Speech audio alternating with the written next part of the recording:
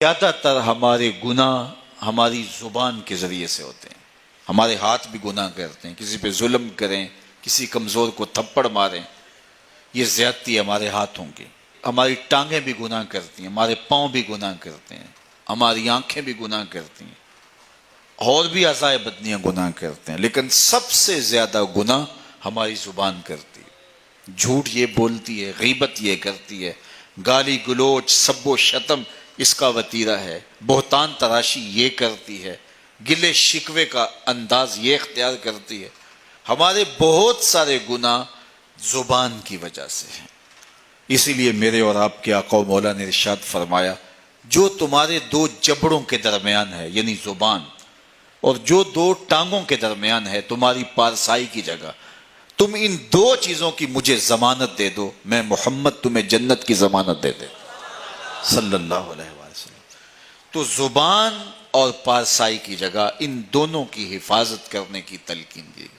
زبان کو تو 32 دانتوں میں جکڑ کے رکھا گیا، اور اس کی آفات سب سے زیادہ ہیں، سب سے زیادہ گناہ زبان کی وجہ سے ہیں.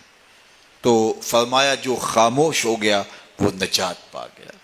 چونکہ یہ بولتی ہے تو جھوٹ بولتی ہے، یہ بولتی ہے تو شکوے کا لہجہ اختیار کرتی ہے، بہتان لگاتی ہے، غیبت کرتی ہے، چغلی کرتی ہے، دو افراد کو تقسیم کرنے کا ذریعہ بنتی ہے، لوگوں کے دل دکھاتی ہے، اذیت پہنچاتی ہے، گالی سب و شتم یہ اس کا مزاج بن جاتا ہے.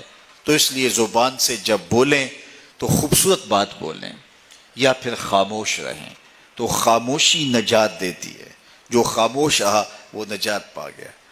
علامہ رومی علیہ الرحمہ نے ایک بڑی خوبصورت بات لکھی ہے کہ ایک نوجوان تھا، وہ استاد کے پاس پڑھنے گیا، اور تھا وہ بادشاہ زادہ. تو استاد نے جب یہ حدیث سنائی نا کہ من صامت نجا، جو خاموش ہو گیا وہ نجات پا گیا، تو شہزادہ خاموش ہو گیا. اب بادشاہ کو فکر لاحق ہوگی کہ بیٹا بولتا نہیں، کیا مسئلہ ہوا. حکماء کو بلایا، کسی نے کہا اس کو جو ہے وہ یہ دیا جائے، کسی کو کہا یہ دیا جائے، کسی نے کہا یہ دیا جائے.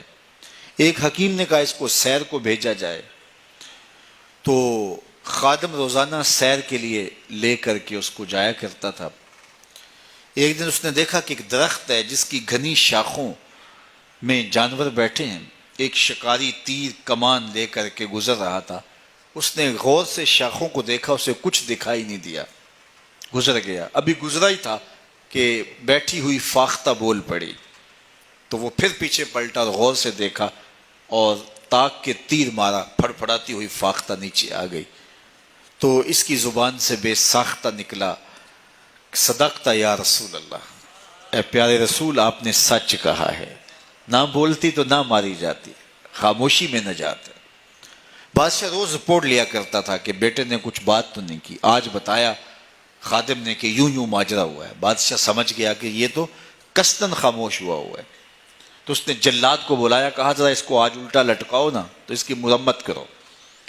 تو جلاد نے الٹا لٹکا کے جب اس کو کوڑا مارا نا تو پھر چیخا، کہا صدقت یا رسول اللہ صلی اللہ علیہ وسلم، یا رسول اللہ آپ نے سچ کہا. فاختہ بولی وہ ماری گئی، میں بولا میں مارا گیا.